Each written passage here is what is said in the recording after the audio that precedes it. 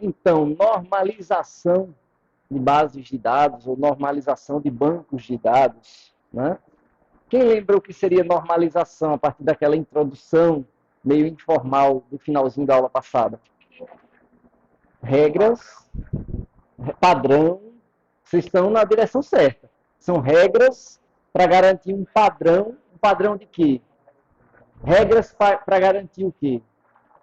Regras para garantir o padrão mínimo de qualidade do banco de dados. Muito bem. Então, a gente vai conhecer, né, o que seria, né, normalização, quais os princípios-chave da normalização, né, o que rege mesmo a normalização, é um princípio simples chamado de dependência funcional. Nós iremos conhecer, realmente são regras intuitivas, são regras simples. Tá? Eu acredito que hoje a gente já fecha o assunto de normalização, né, de tão simples que é. Eu vou tentar, né, esmiuçar, mas ele é realmente bem simples. Né? Então, o objetivo principal da normalização é a integridade dos dados. Quando a gente fala em qualidade do banco de dados, é aquele banco de dados que tem a garantia de permanecer íntegro, né? As propriedades ACID, né, que nós vimos. Então, a integridade ela é fundamental, manter a consistência, né, e a qualidade das informações recuperadas do banco de dados. Então, algumas regras precisam ser levadas em conta, desde regras bem básicas até regras, né, mais interessantes. Então, por exemplo, a unicidade da chave. Isso aqui é uma regra básica. Né? Uma chave faz parte do conceito da chave. A chave ela tem que ser única. Né? Se ela não é única, ela não é chave. Ponto. Né? Então, regras que vão garantir a consistência dos dados, como nós veremos. Então, o objetivo fundamental é evitar inconsistência. Para evitar inconsistência, a gente tem que acabar com a redundância desnecessária. A gente não tem como acabar totalmente com a redundância, porque um pouco de redundância é necessário. Né? A exemplo das chaves estrangeiras. A chave estrangeira não deixa de ser um dado redundante, porque ele é um dado que tem o mesmo valor de um dado em outro local. Né? A redundância ela é importante para a integridade ou a disponibilidade dos dados, exemplo de backup. O backup é fundamental para a disponibilidade dos dados, mas o backup não é considerado redundância no sentido de armazenamento redundante dos dados. Né? O backup ele é como um armazenamento adicional ou uma cópia dos dados. A redundância ou a informação redundante nesse sentido é no mesmo banco de dados, o que a gente quer evitar, né? É que no mesmo banco de dados, o mesmo dado esteja armazenado mais de uma vez, sem que haja necessidade disso. Percebe? Então, é esse tipo de redundância. Foi muito bom você ter tocado nesse ponto, porque o backup não deixa de ser um certo tipo de redundância. Só que é um armazenamento redundante independente. É uma cópia. Né? Então, esse tipo de redundância do backup é bem-vindo. Tá? Agora, o nosso problema é a redundância que tem potencial de causar inconsistência. Quando eu posso atualizar em um lado e esquecer do outro. Né? E aí gera inconsistência. Então, para garantir isso daí, a gente segue algumas regras, né, que a gente chama de normalização. Então, redundância é causa de vários problemas, desde armazenamento redundante e anomalias. Anomalia de inserção, anomalia de exclusão e de atualização. Nós veremos.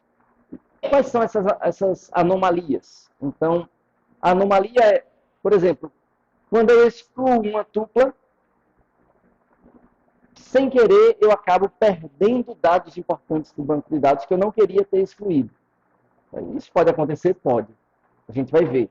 Dependendo da má estruturação do banco de dados, que é consequência de redundância desnecessária. Tá? Então, o princípio-chave dessa redução de redundância ao mínimo necessário é o que a gente chama de decomposição funcional, né, ou dependência funcional. Então, a dependência funcional ela precisa ser garantida, né, com certos critérios, que nós veremos. A chave, ou os atributos-chave, desempenham um papel muito importante nessa questão da dependência funcional, mas a partir da análise dessas dependências funcionais, nós iremos decompor as tabelas ou quebrar as tabelas em mais tabelas para reduzir essa dependência. Então, basicamente, o que a gente vai fazer é ou junta a tabela ou quebra a tabela, né? São as operações para resolver os problemas de normalização. Tá? Então, há motivos para se decompor uma relação, para se quebrar uma tabela, né? Pode causar problemas? Sim ou não? Então, mesmo, as mesmas perguntas a gente pode fazer para juntar tabelas, caso necessário. Então, olha só esse exemplo. Pacientes. Tem o ID, nome, endereço. Vamos supor que o ID está sublinhado, tá? Vamos supor, vou tentar lembrar de corrigir antes de disponibilizar os slides lá no Classroom. Vamos supor que o ID está sublinhado, a chave primária. Aí eu tenho ID, nome, endereço, telefone, sexo, data de nascimento, sigla do convênio, nome do convênio, endereço do convênio e telefone do convênio. Então já dá para entender que é um banco de dados de pacientes relacionados a planos de saúde, digamos assim, pacientes de um hospital. Né? Esse é um exemplo de um esquema mal projetado. Por quê? Não pode ver um problema nessa tabela. Todos os atributos juntos aqui estão tudo relacionado à tabela pacientes. Alguns atributos desses não são de pacientes, vocês concordam? Da sigla do convênio para frente, não são bem atributos do paciente, são atributos do plano de saúde. Então, isso pode gerar redundância desnecessária. Olha só, os dados do convênio, eles precisam ser repetidos. Quando? Toda vez que eu inserir um paciente. Então, se eu tiver 1000 pacientes no convênio, por exemplo, da Unimed, eu vou ter quantas vezes o dado do endereço da Unimed? 1000 vezes. Aí, se eu precisar atualizar o endereço da Unimed, eu preciso atualizar nas 1000 tuplas. Senão vai gerar inconsistência. Se eu esquecer de atualizar em algumas, eu não vou mais ter precisão de qual é o endereço correto. Percebe? Então, eu vou ter um trabalho adicional para a atualização. Essa é a anomalia da atualização. Aí, a anomalia da inserção. Eu quero cadastrar um convênio, mas eu não tenho ainda nenhum paciente daquele convênio. Eu consigo? Não. Eu só consigo inserir dados de um convênio, sigla, nome, endereço e telefone, se eu tiver o primeiro paciente daquele convênio. Percebe? É uma casadinha. Ou eu insiro os dois ou não insiro nada. Né? Aí vem o outro problema. E se eu necessitar apagar algum paciente do meu banco de dados e, por coincidência, for o último paciente do convênio? Aí eu vou perder os dados do convênio. Quer dizer, quando eu armazeno demais, redundante. Quando é para excluir, excluo demais, até o que eu não queria. Então, perceba que a estrutura da tabela, ela faz muita diferença. Ela é importante. Tá? Então, os dados do convênio são repetidos de forma desnecessária para cada paciente, né? E isso gera esses 3 problemas. Né? Anomalia de inserção, anomalia de exclusão e anomalia de modificação. Para resolver esse problema, nós iremos prestar atenção nas dependências funcionais da tabela. Então, o que é dependência funcional?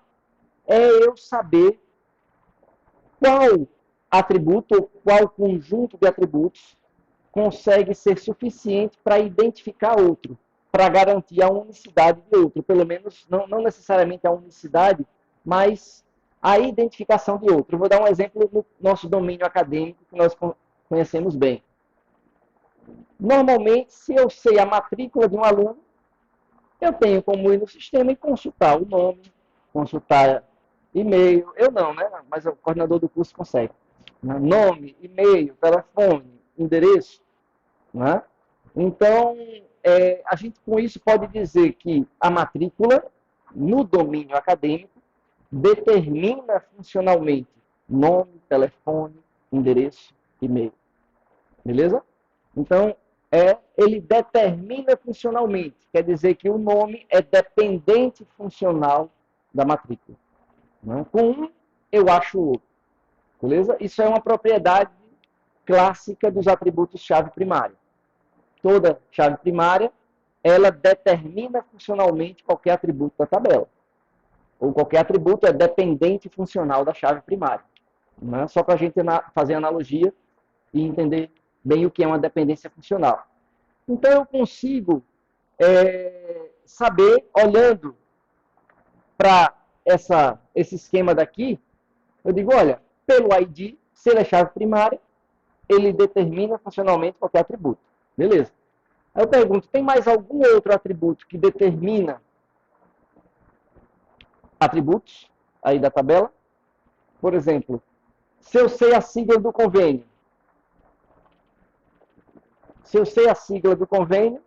Unimed, sei lá, Unimed Arapiraca.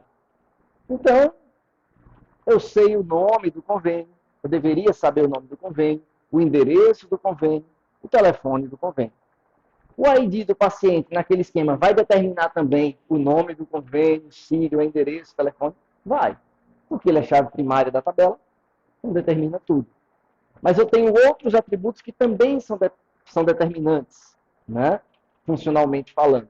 Então, isso daí nos faz questionar se eles não deveriam, se esse conjunto de atributos não deveria formar uma tabela por si só. Beleza? Então, a partir desse conceito de dependência funcional, agora a gente vai conhecer algumas regras de normalização para corrigir esses problemas, para identificar e corrigir esse problema. Então, quando eu tenho dependência funcional desse tipo, se duas tuplas ou duas linhas da tabela fizerem menção à mesma sigla de convênio, para garantir consistência, nome, endereço e telefone do convênio tem que ter o mesmo valor nessas tuplas. Né? Armazenamento redundante. Então, quais são as dependências funcionais? Só para a gente ver se entendeu bem o conceito nessa tabela daqui. Qual atributo determina qual? O código de empregado, a gente pode dizer que ele determina qualquer outro. Vamos assumir que ele seja chave primária. Então, nome, cargo e salário são determinados pelo código de empregado. Mas tem mais alguma outra coisa que vocês podem olhar analisando os dados, aí já é um pouco de subjetividade. O salário pelo nome, nesse caso daqui, ele até poderia, porque eu não tenho ninguém com o mesmo nome. Eu até poderia suspeitar disso, que o salário é determinado pelo nome. Mas aí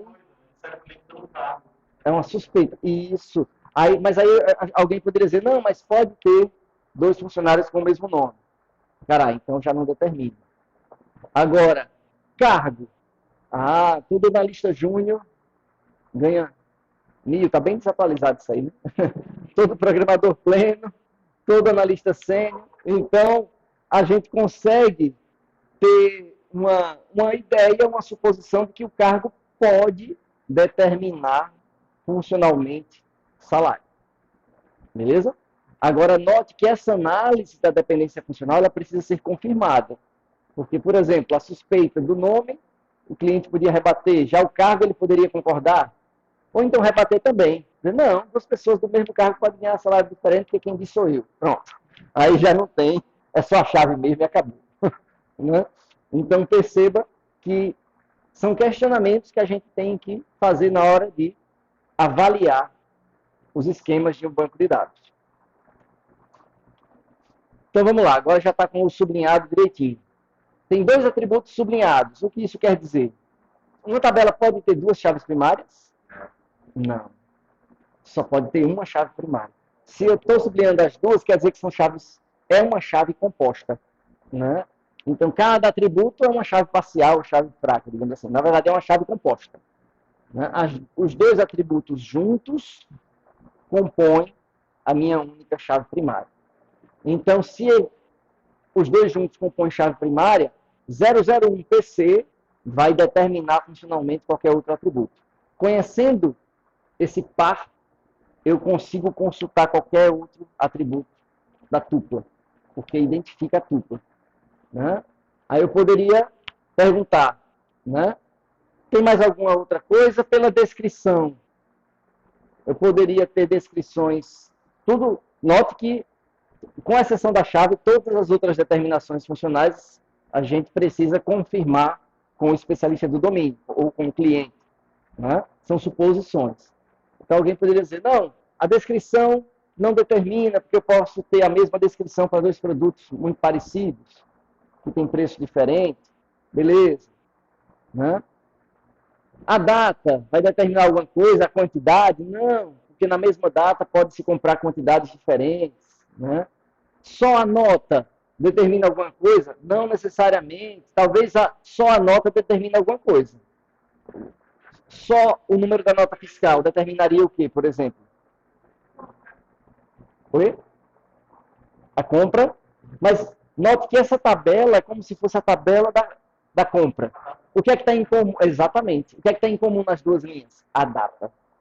Então, é uma possibilidade. A nota fiscal foi gerada na data. Então, a data vai ser a mesma para todos os itens de compra daquela nota fiscal. A descrição preço é aquela questão de perguntar ao cliente, né? Porque pode ser que ele diga, não, se tiver a mesma descrição exata vai ser o mesmo preço, mas pode ser que ele diga, não, dois produtos podem ter a mesma descrição, sendo de marcas diferentes, por exemplo, e o preço ser diferente, né? Aí, ou de lotes diferentes, não sei, né?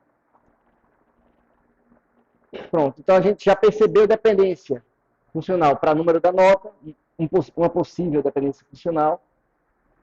Uma possível dependência funcional envolvendo... A descrição a gente descartou, né? Pronto, só isso mesmo, né? E a chave primária. Então, só essas duas. Código do produto. Só pelo código do produto eu identificaria alguma coisa?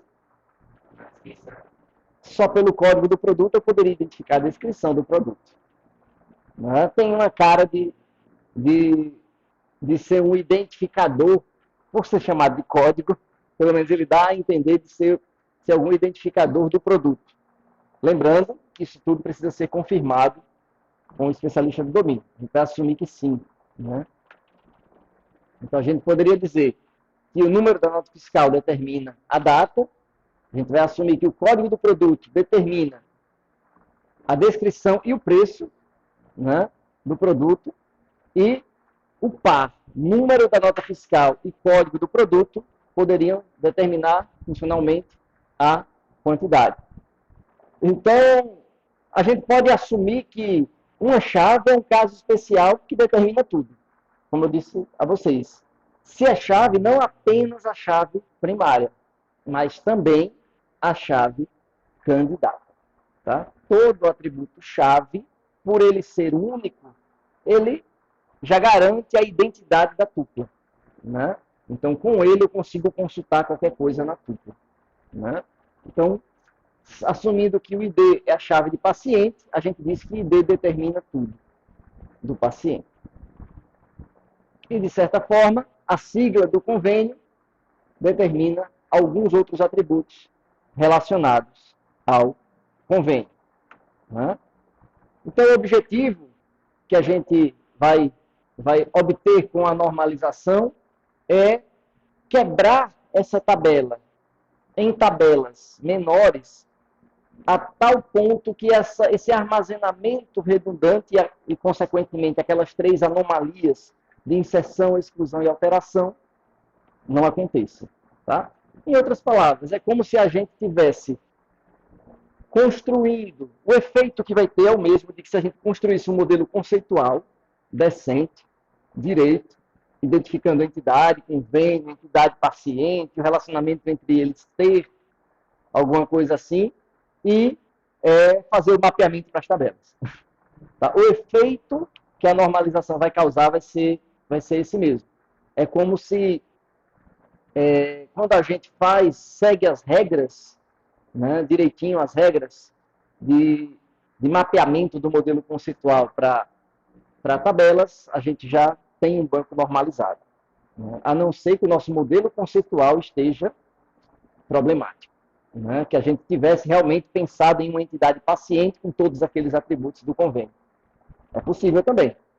Então, não custa nada garantir com a normalização, né?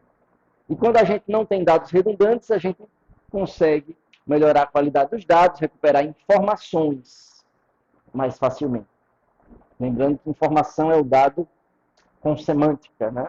O dado contextualizado. Então, a gente vai começar as nossas formas normais. As 3 primeiras formas normais são as essenciais, né? De certa forma, elas são suficientes, né? Tem uma coisinha que escapa das 3 formas normais, mas dependendo da interpretação, você pode até assumir que já está implícito nelas. Mas outras formas normais fazem questão de deixar isso explícito, principalmente a FNBC, que é a forma normal de Boyce e Codd.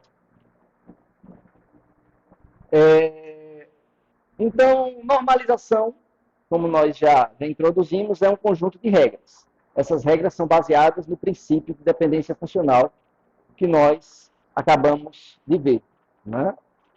Então, progressivamente, de forma acumulada, essas regras precisam ser satisfeitas. O que é que eu quero dizer com isso? A primeira forma normal é a mais básica. Para satisfazer a segunda, a primeira tem que estar satisfeita. Se eu não satisfiz a primeira, eu não tenho como satisfazer a segunda. Tá? Elas precisam ser acumuladas. E quando a gente diz que violou a forma normal, a gente sempre precisa dizer a forma normal mais inicial que foi violada. Por exemplo, se eu violei, eu tenho violações que eu consigo perceber da primeira e da terceira. Da segunda, não. Segunda, aparentemente, se não fosse a primeira, tinha passado. Né? A gente vai conhecer as regras. Aí eu diria que violou qual forma normal? Não, violou a primeira. Eu sempre digo a mais básica, né? A mais inicial. Porque se violou ela, violou todas dali para frente. Porque precisa ser de forma acumulada, né? Então, uma depende da outra, né? Então, se a normalização for bem sucedida, ou se o banco estiver normalizado, a gente tem a otimização de armazenamento de dados, a gente tem a otimização de consultas, a gente tem a otimização de atualização, otimização de exclusão, né, no sentido de ter mais independência entre dados, já que estão em tabelas separadas, né, e fica muito mais fácil evoluir o banco de dados, né? Então, a finalidade é evitar mesmo aquelas anomalias, reforçando, só para reforçar mesmo. Agora sim, vamos para um exemplo. Então, considere essa tabela aí, tá? De uma informação de vendas de CDs. Aí é para, né, relíquia, né? Então, olha só. A Alice Nóbrega comprou o CD 21, tarará, tarará, que tem essa música Bem Que Se Quis, da Marisa Monte. O preço do CD foi R$ 20. E ela comprou naquela data ali. Aí você vai olhando as outras tuplas. O que é que soa estranho? Note, vou fazer questão de reforçar, porque o tempo de hoje é outro. Isso, eu não estou falando de MP3, eu estou falando de um CD. Um CD que normalmente vem, sei lá, 14 a 20 músicas, em média. Oi? O preço, mas note que são CDs diferentes. Esse CD aqui tem esse código, 215621, e o outro tem 878650. Aí, o que é que não combina de guardar nessa tabela uma tupla da Alice Nóbrega, que faz referência ao CD, faz referência à música, ao cantor? Um CD vai ter várias músicas. Como é que eu vou armazenar cadastrar todas as músicas do CD? Eu vou ter que, das duas umas, ou usar gambiarra e arrochar ponto e vírgula aqui para separar a música, ou então ter várias tuplas repetindo dados desnecessários, como o nome do cliente, código do CD e tudo mais.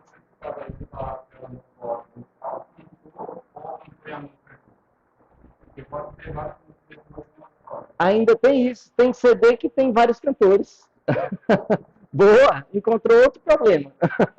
Outro problema. Tem CD que tem vários cantores, tem música que tem mais de um cantor. Imagine CD. Então, de cara, a gente percebe que precisa de mais tabela. A gente não sabe ainda quais exatamente, mas a gente precisa de mais tabela. Né? Então, se fosse preciso registrar a compra de uma certa quantidade de CDs iguais para um mesmo cliente, de cara eu teria que repetir essas compras faixa por faixa, música por música, para cada CD. Imagine se fossem 5 CDs, multiplicaria essas tuplas por 5. Já que eu não tenho, por exemplo, a informação da quantidade dessa compra. Não tem. Né? Então, uma tabela só, ela está muito mal estruturada, né? Mesmo. Então, a primeira forma normal, ela é aquela que normalmente ela não é violada. A não ser que o cara esteja realmente inspirado na gambiarra. Né? Porque normalmente ela nunca é violada em um SGBD. É mais fácil não violar do que violar. É verdade, porque ela é tão básica que ela só diz o seguinte: cada coluna, cada célula, melhor dizendo, de uma tupla, quer dizer, cada célula, cada coluna de cada linha, né, ela só pode armazenar um dado. Isso é tão natural, né? Cada célula vai armazenar um dado. Mas a criatividade do ser humano não tem limite. Então, alguém pode criar uma flag para separar um dado do outro, como o ponto e vírgula, ou o asterisco, ou seja lá o que for, e aí criar um atributo multivalorado na base da gambiarra. Né? Né? Mas assim, o modelo conceitual pode ter atributo multivalorado, mas o modelo relacional lógico, né, o lógico relacional das tabelas, não pode. Interessante o questionamento, essa questão do tipo lista, um tipo collection, né? Se o SGBD der suporte a um tipo desse, e ele for um SGBD relacional, por baixo dos panos ele vai criar tabela para representar. Por quê? Porque essa é a estratégia que a gente tem para atributo multivalorado, para entidade. Né? Por quê? Porque um atributo de dado, uma célula de dado, só vai armazenar um dado. Por isso que quando a gente tem um atributo multivalorado, a gente cria uma tabela para ele e faz chave composta. Então, os atributos eles têm que ser atômicos, indivisíveis. Se eu tenho multivalor, de cara ele é divisível. Né?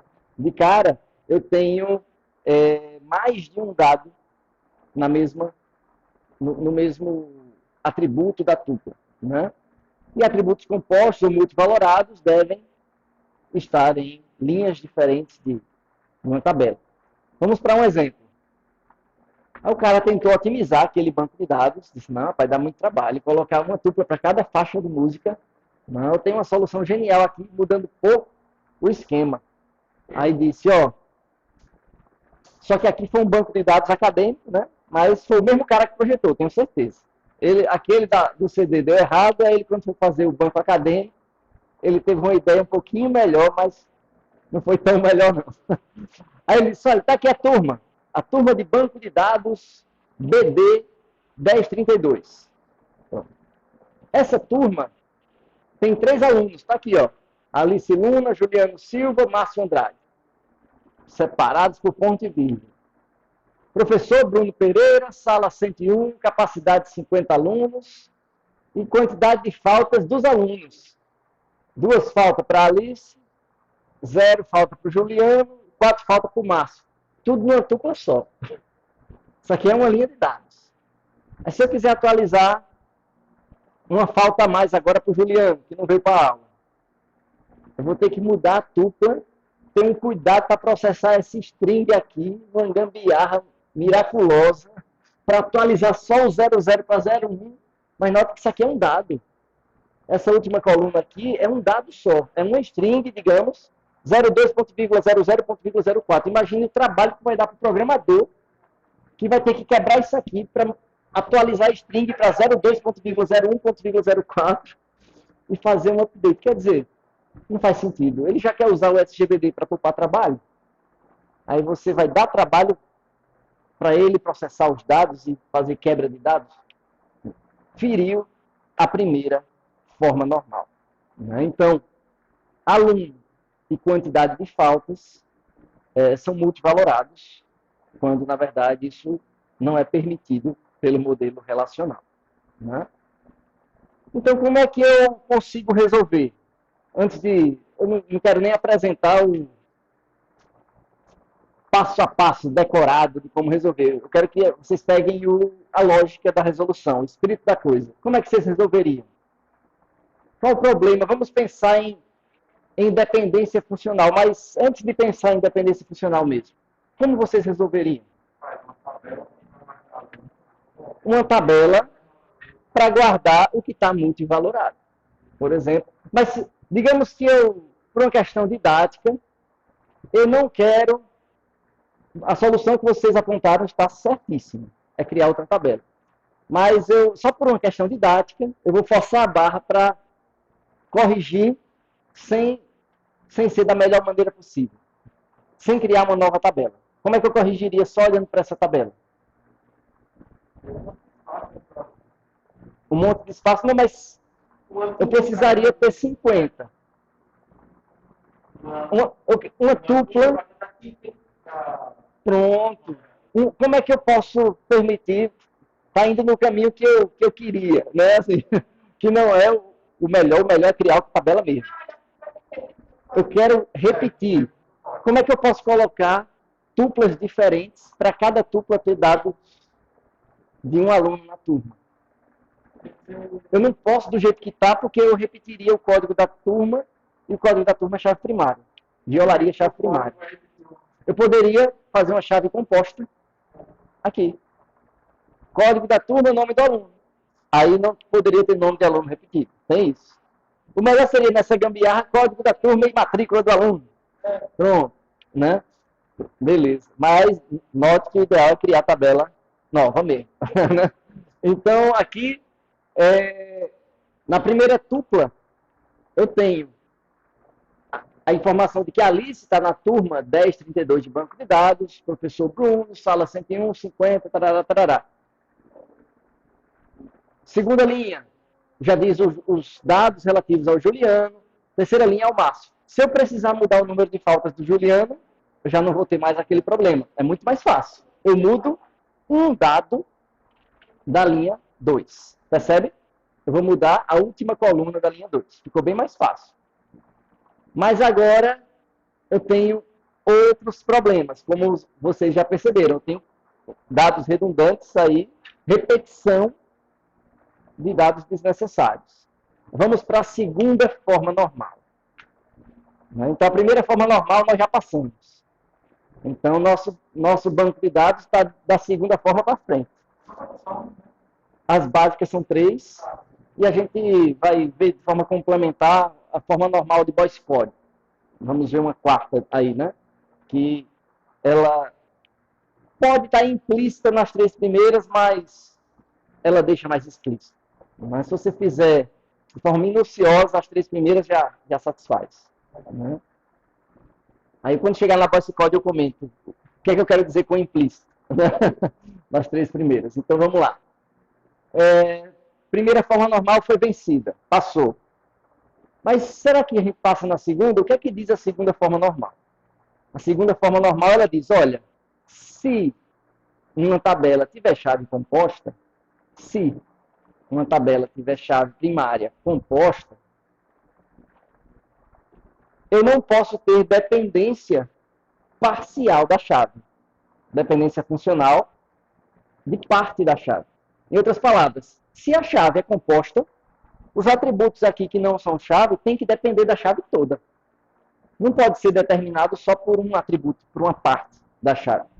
Então eu pergunto, tem algum atributo daqui da frente, professor, sala, capacidade, quantidade de faltas, que depende só da turma ou só do aluno? Professor depende de quê?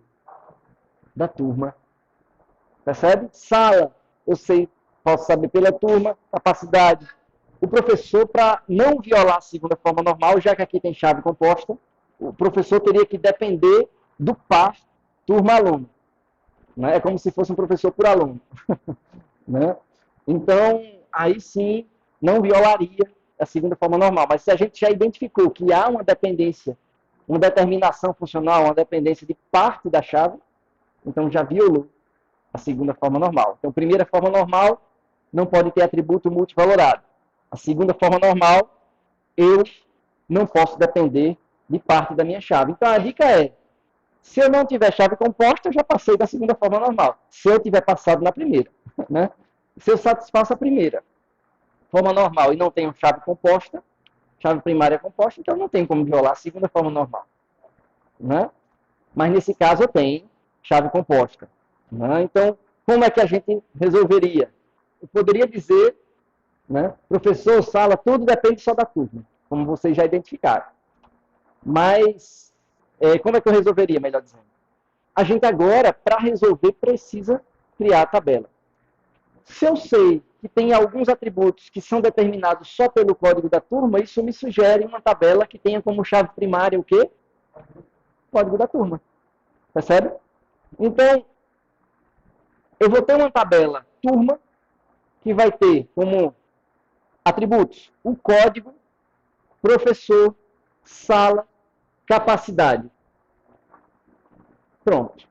Então, por quê? Porque tudo isso eu consigo determinar funcionalmente pelo código da turma. Então, código da turma, professor, sala e capacidade. Sobraram aí aluno e quantidade de faltas. Não é verdade? Quantidade de faltas, já que ele não é chave, nem é parte da chave. Quantidade de faltas é determinado funcionalmente pelo quê? Só pelo aluno? Só pela turma? Nesse caso, pelo conjunto. Ou pelo conjunto? Pelos dois. Exatamente. Isso quer dizer. Exatamente. Percebe que a normalização nos obriga meio que a refazer o modelo conceitual na cabeça, né? Para resolver o problema. Né? Então, é exatamente isso. A quantidade de faltas, ele depende funcionalmente da chave composta. Turma e aluno. Então, vai haver uma segunda tabela, e nessa segunda tabela vai ter turma, aluno e quantidade de faltas. Beleza? Então, é como se a gente resolveu quebrando a nossa tabela original em duas. Então, eu tenho uma que representa uma entidade turma, né? E outra que representa o relacionamento, né? Provavelmente, ou certamente entre turma e aluno, né? Que vai ser alguma outra entidade. Beleza? Agora, vamos para a terceira forma normal. Ainda tem problema aqui nesse banco de dados, já está quase lá. Né? Mas ainda tem um problema que não é fácil de identificar, porque precisa conhecer o domínio. Né? Precisa conhecer o domínio. Mas vamos lá. Em que sentido? Você pode ter evidências, mas você precisa tirar dúvida com o cliente. É aquela questão da dependência funcional. Né? Então, a terceira forma normal, ela, pensei que já ia na tabela lá, mas não foi. Né? A terceira forma normal, ela, de certa forma, ela é parecida com a segunda. Só que ela vai além da chave. Então, a segunda forma normal diz, eu não posso ter dependência de parte da minha chave. O que aconteceu aqui na turma. Mas a terceira forma normal vai dizer, qualquer atributo, ele não pode depender de um outro atributo que não seja chave. Eu não posso depender de quem não é chave. Eu só dependo de quem é chave. Então, se eu sei o código da turma, eu vou saber o professor, a sala e a capacidade. Eu tenho como consultar. Mas se eu sei só o professor, eu não tenho necessariamente como saber a capacidade ou a sala. Né? Agora, tem algum atributo que não seja chave. Então, aqui a gente já descarta o código da turma, aluno, né? E o código da turma da outra tabela. Dos atributos restantes, tem algum atributo que possa determinar outro da mesma tabela? A sala pode determinar a capacidade. A sala pode determinar a capacidade máxima. Exatamente. Então, note que o fato de eu ter essa informação repetida de forma desnecessária pode me gerar anomalias. Por exemplo, uma anomalia de atualização. Se eu quiser, fiz uma reforma na sala, ou veio uma pandemia, e agora no lugar de 50 vai ser 30 a capacidade. Eu vou ter que atualizar em todas as tuplas que fazem referência à sala 101. Percebe? Então é uma anomalia. As mesmas anomalias que nós vimos, né? De inserção, exclusão e atualização, nesse exemplo de atualização. Mas eu quero evitar. Né?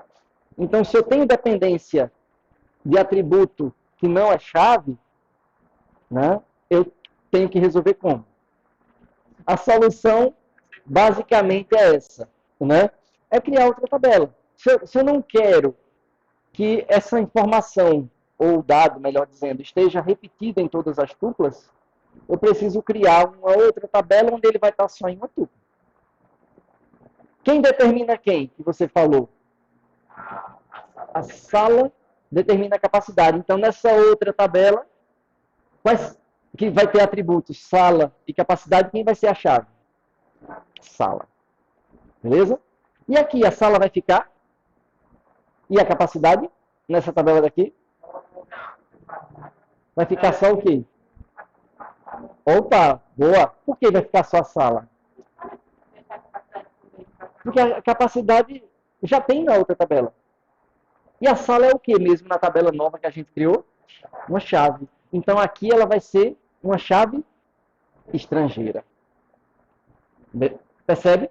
Então, do mesmo jeito que código de turma passou a ser chave estrangeira nesse relacionamento e aponta para a chave primária da tabela turma, a capacidade ela não vai mais existir na tabela turma.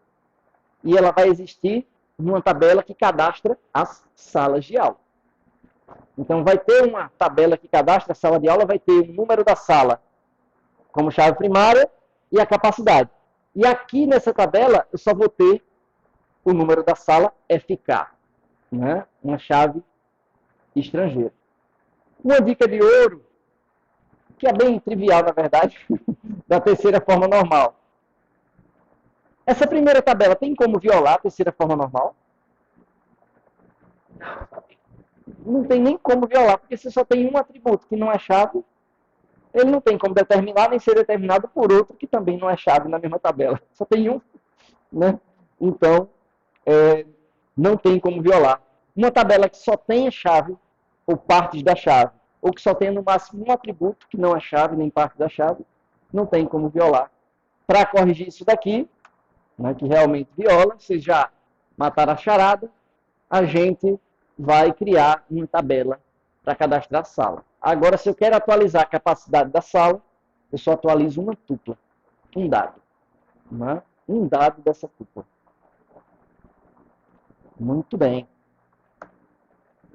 Então, essas três formas normais, elas resumem bem a garantia de qualidade de um banco de dados. Né? Resumem muito bem. Né? E só em linhas gerais, a primeira forma normal verifica se tem atributos multivalorados. A segunda forma normal verifica se eu tenho dependência funcional de parte da minha chave primária. Né? Agora, a terceira forma normal vai ver se eu tenho dependência funcional de um atributo que sequer faz parte da chave primária. Né? Um atributo qualquer. que não é chave nem é parte da chave. Muito bem. O que é que está escondido ainda? Apesar de que vamos continuar. Eu faço essa pergunta em outro slide lá na frente. O que é que pode ter ficado, né, pode ter sido esquecido por uma das três formas normais? Pode ter sido. Por que eu digo pode ter? Porque dependendo da interpretação, eles não esqueceram. Dependendo da interpretação, eles esqueceram. Do jeito que está escrito lá na forma normal, eles esqueceram. Né? Pronto. Então, as três formas normais são acumulativas, mais uma vez lembrando. Né? E há ainda outras formas normais, cada uma com suas restrições para tentar complementar, mas todas focando nessa única coisa que possa ter ficado omisso, digamos assim. Né? São outras que a gente vai ver de forma geral, principalmente a FNBC. Tá? A gente vai ver porque é bom gerar essa discussão. Do ponto de vista mais prático, essas três primeiras já são suficientes. Beleza? Oi? São recorrentes, exatamente. E sem contar que, dependendo da interpretação, ela já inclui as outras. Né? Mas é bom a gente debater isso justamente para ver. Então, aquela tabela de vendas de CD, como é que a gente faria para ela passar na primeira forma e ficar na segunda? Em outras palavras, como é que eu faria para ela para resolver sem criar tabela nova? Aí eu preciso quebrar em múltiplas tuplas. A minha chave precisaria ser composta por quais atributos? Código do CD e código do cliente. Beleza. Só que se o CD tiver mais de uma música, aí teria que incluir músico. Beleza? Se a música tiver mais de um cantor, teria que incluir cantor. Aí vai. Né? O que precisar ser multivalorado faz parte da chave. A dica é essa. Se quiser passar só na primeira e ficar nas outras. Aí, se não quiser criar tabela nova, em outras palavras. Então, aqui, ó, a gente está assumindo que o CD só vai ter um cantor. Né? Porque aqui, na verdade, o cantor não faz parte da chave. Né? Ou pelo menos a música só vai ter um cantor. Né? Já que a música faz parte da chave. Beleza. Então passamos na primeira, mas passamos na segunda forma normal? Não, né? O que é que mesmo a gente precisa olhar na segunda forma normal? Ela verifica a dependência de quê? Dependência parcial da chave. Então, quem pode me dizer um atributo que eu consiga saber só por uma dessas chaves, desses atributos de chave? A música já pode me dizer a duração.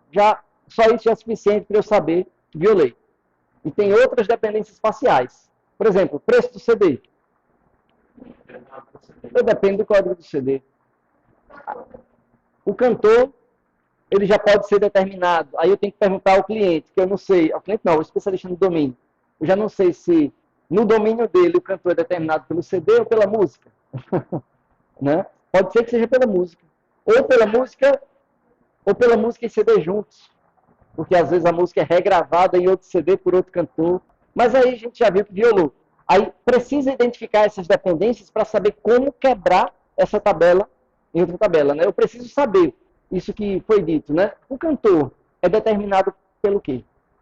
É pela música, é pelo CD ou é pelos dois juntos?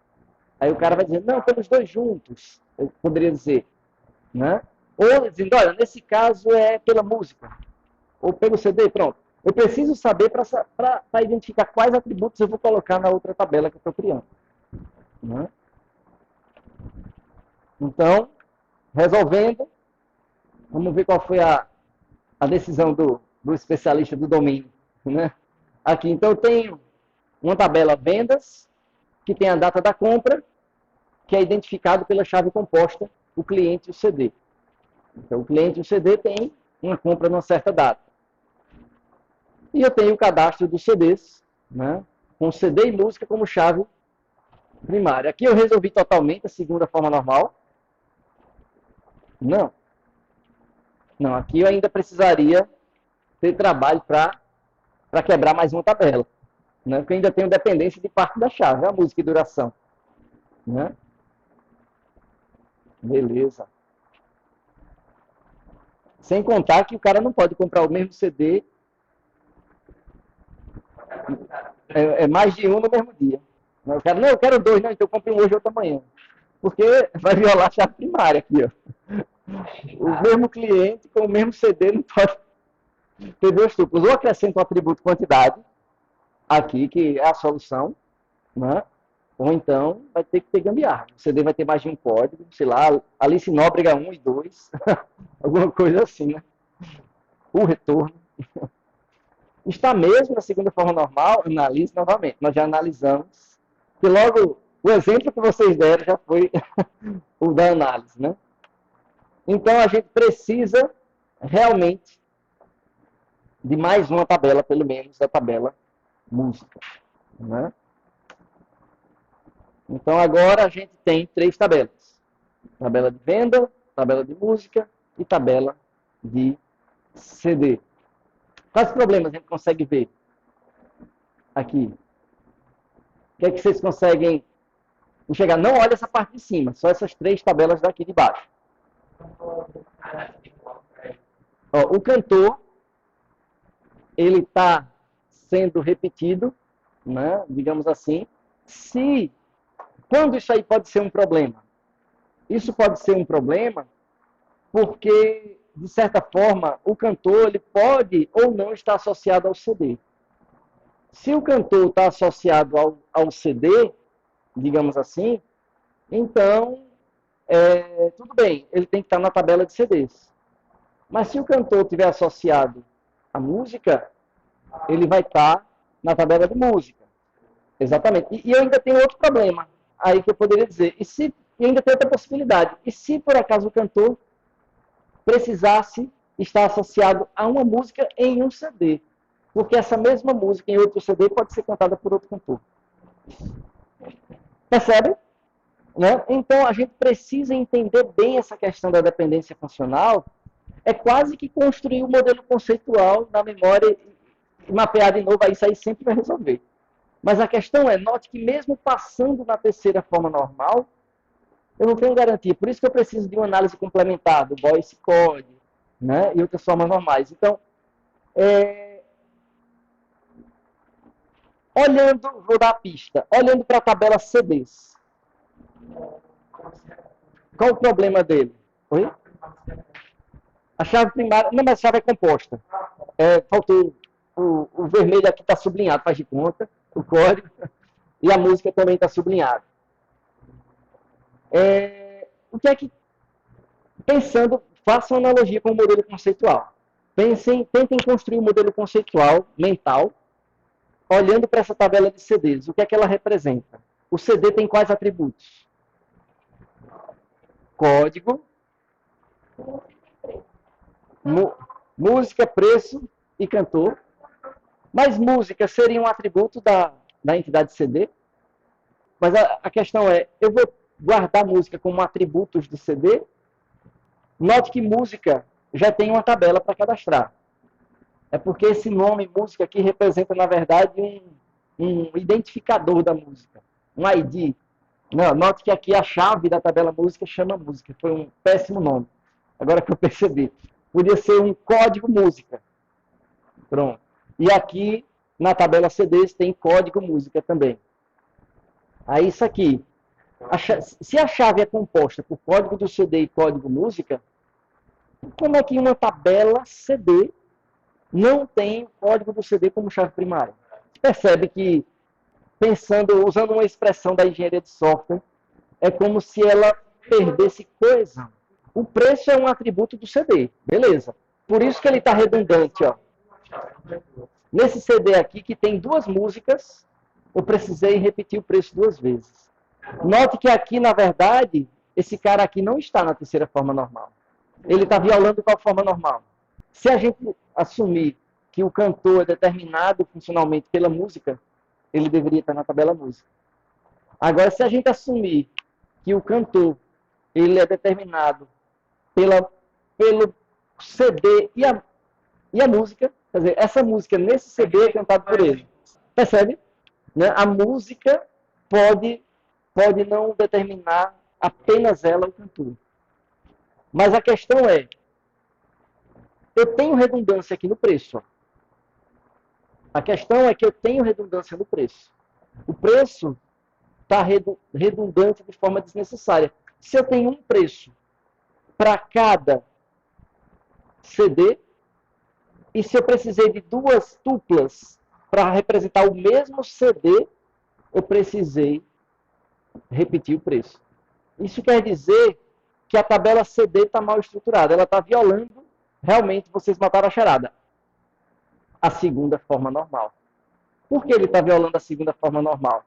Porque a chave é composta por código do CD e música, e eu tenho atributos que dependem apenas de parte da minha chave.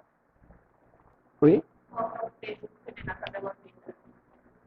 Mas o problema é que o preço é uma característica do CD. Aí ia perder coesão se estivesse na tabela venda. Até porque, nesse caso daqui, ó, a pessoa comprou 2 CDs na mesma venda. Aí eu colocaria o preço em cada um deles. Aí esse preço foi obtido de onde? Quando eu registrei a venda, eu tive que consultar o preço em algum local. E esse preço é de quê? É do CD. Percebe? Isso daqui só acontece porque eu tenho violação com dependência parcial de chave. Então eu poderia dizer, não, o preço é determinado pelo código do CD. Então eu teria na minha tabela CD, se eu quisesse assumir que o preço é determinado pelo código do CD, eu diria que código do CD é chave e preço é atributo. A tabela CD poderia, entre aspas, ter só esses dois atributos. Aí claro que eu poderia... Outra tabela cantor, que vai cadastrar o cantor. Outra tabela música que já tem. E claro, o CD vai ter um relacionamento com música. O CD contém músicas. Então, se o CD contém músicas, aí a gente diz que o CD vai ter quantas músicas? Vamos lá. O CD contém músicas. O CD pode ter várias músicas. Se o CD vai ter várias músicas, a chave estrangeira vai ficar no CD? Com uma chave estrangeira eu não consigo apontar para as várias músicas, percebe? Então a chave estrangeira, a minha tabela CD ia ter código e preço, considerando só esses atributos. E a minha chave estrangeira, eventualmente, vai ficar ou na tabela música, ou em uma outra tabela que vai representar o relacionamento. Depende da cardinalidade. É um para muitos ou muitos para muitos. Eu sei que o CD pode ter várias músicas. E a música pode aparecer em vários CDs? Se pode, é muitos para muitos. Se é muitos para muitos, como é que a gente mapeia? Uma nova tabela. Aí eu precisaria ter uma outra tabela CD música que teria chave composta. Música e código do CD. Beleza? Tranquilo? Pronto. E o que apareceria? Como eu mapearia o cantor? Depende da minha interpretação. Se eu disser que o cantor é determinado funcionalmente pela música, aí eu poderia colocar, como você sugeriu, colocar o atributo cantor aqui na tabela música. Mas se eu disser não, né, se houver duas gravações da mesma música, eu não vou considerar como músicas diferentes. Vou considerar como a mesma música. Aí precisaria de uma entidade cantor, uma tabela cantor e um relacionamento com música. Percebe? Tudo depende do que eu quero representar no meu modelo conceitual. Olha só essa tabela de pedidos. Falta 20, né? Pronto, já está terminando. Obrigado. Olha só essa tabela de pedidos. Nós temos uma chave, que é a chave número do pedido. O número do pedido, 3, por exemplo, ele foi fornecido pela Casa Software. E tem ali, ó, DOS. Esse é relíquia mesmo, né? R$ 130 não, DOS não era nem real, era cruzeiro, eu acho, né? DOS, Corel e o software ABC. Pronto. Aí eu tenho 4 unidades do DOS, 1 unidade do Corel e 13 unidades do ABC. E está aqui os preços. Qual forma normal está violada? Todas. Todas. De cara, todas, porque eu já violei a primeira. Né? Então, tem atributo multivalorado, separado por enter, ali, ó. Né? Então, é violação grande logo.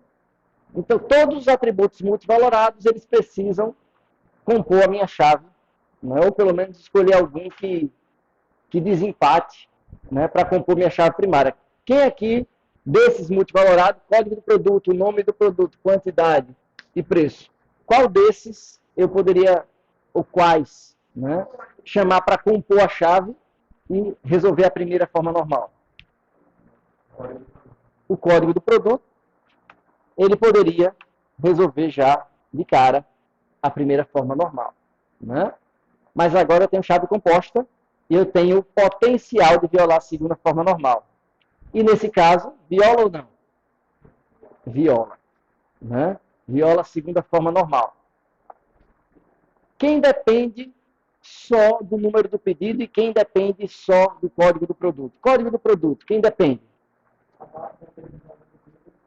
A data depende do número do pedido, muito bem. O nome do produto depende do código. O preço provavelmente depende do código também do produto. Eu tenho como resolver isso quebrando em 2 tabelas. Nesse caso, em 3, né? Porque eu tenho coisas que dependem da chave composta. Então, o nome só depende do código do produto. A data, o fornecedor, o CNPJ, o endereço, depende do pedido. E eu tenho a quantidade e o preço. O preço, no caso, foi tirado do produto. É o preço da multiplicação. Então, né? É sempre o cliente que vai ter a razão, vai ter a última palavra. Né? A gente desconfia das dependências funcionais e tira dúvida com ele. Mas eu acho estranho o produto não ter um atributo preço. Pode até ter no pedido, mas eu acho que deveria ter um aqui, esse cara aqui ser fruto do preço na época da compra vezes a quantidade. Sei lá. Exatamente. Exatamente. Tá com cara disso. Né? Porque poderia ter aqui o preço, 200. O cara, rapaz, vamos negociar aqui, tá bom, vou fazer por 130. Aí no pedido registrou 130.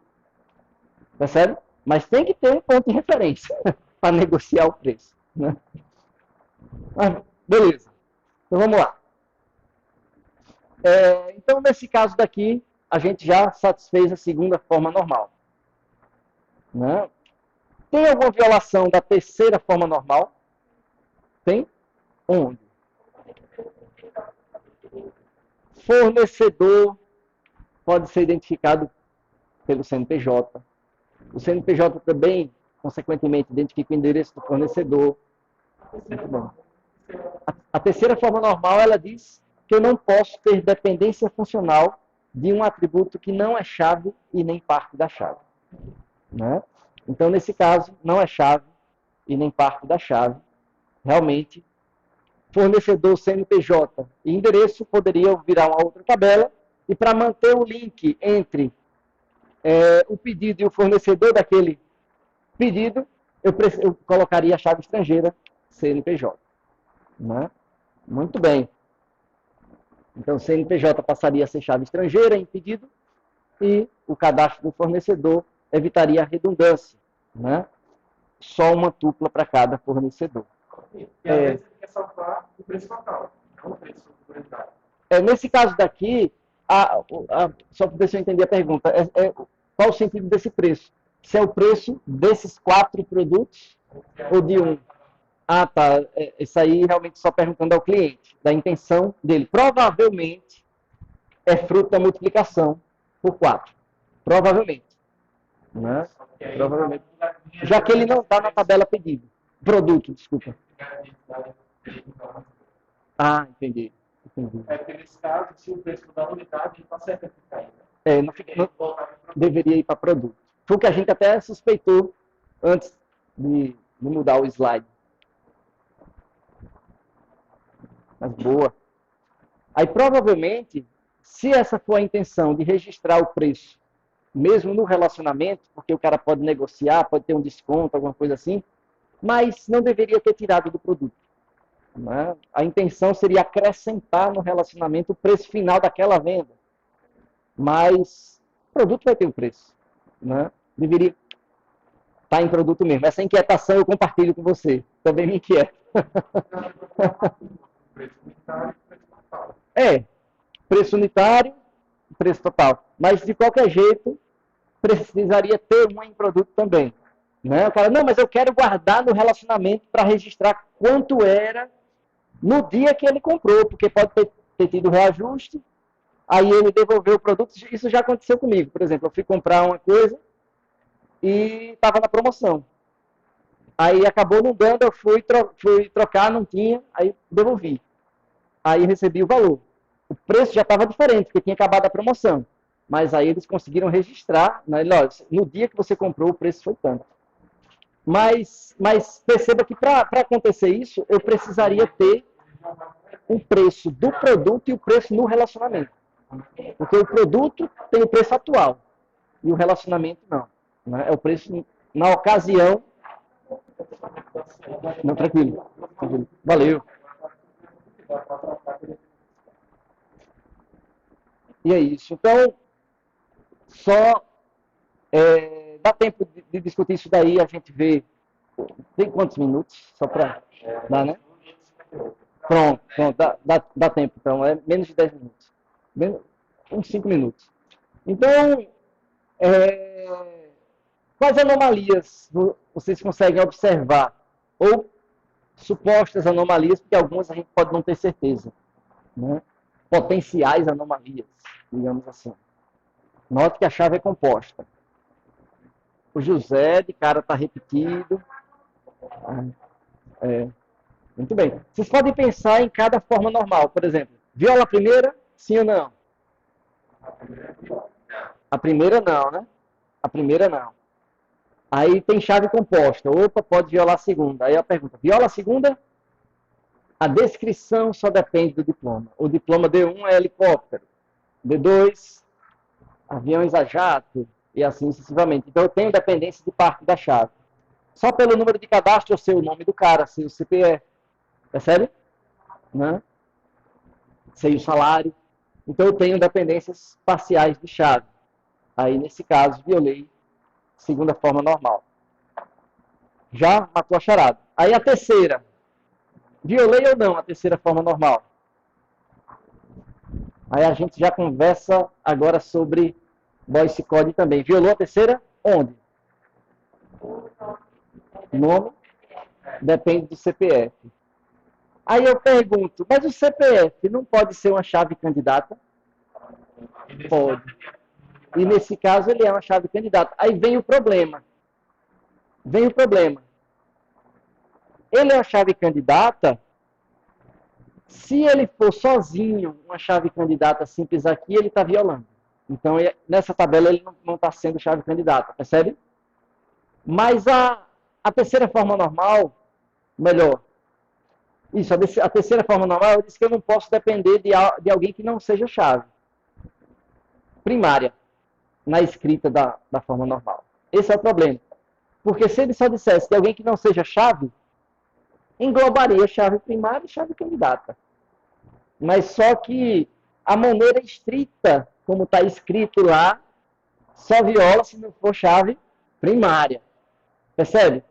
Não é a mesma coisa, dependência parcial de chave, segunda forma normal. Na escrita da segunda forma normal, tá, eu não posso depender parcialmente da chave primária. E se for uma chave candidata composta? Uma chave candidata composta. Digamos que eu tenha número de cadastro e diploma como chave, mas eu tenha um ID como chave primária. O meu ID é chave primária. Número de cadastro e diploma continua sendo chave composta, só que chave candidata. Para evitar esses problemas, Aí surgiram outras formas normais, que nos dizem, olha, aquilo que a gente viu da chave primária, você tem que ter cuidado também com a chave candidata. Ponto. Aí já resume as outras formas normais todas. Né? Então a gente precisa evitar dependência de parte da chave, seja ela primária ou candidata. Ponto. E a gente precisa evitar dependência de atributos que não são chave. Nesse caso aqui, o CPF não é chave, nem candidata. Porque eu tenho tuplas que ele tem o mesmo valor, só se ele for composto. Só se for uma chave composta com o diploma. Uma chave candidata. Né? Mas simples eu sei que não é, porque ele repete. Então, essa inserção repetida não seria permitida. Quando normalizar, aí ele pode ser uma chave candidata de empregado. Né? Beleza? Pronto, pessoal. Então é isso. Só para recapitular, em poucas palavras. Primeira forma normal. Não pode ser atributo multivalorado. Segunda forma normal. Não posso ter dependência parcial. Eu não posso ter dependência parcial da chave primária. Mas vamos extrapolar. Né? Vamos flexibilizar já para incluir a voice code. Eu não posso ter dependência parcial de chave, seja primária ou candidato. Tá? E a terceira forma normal, eu não posso depender de qualquer outro atributo que não seja chave nem parte da chave, seja primária ou candidato. Beleza? Pronto. E com essas 3 regras extrapoladas para as chaves candidatas, né, aí nós conseguimos resolver qualquer coisa.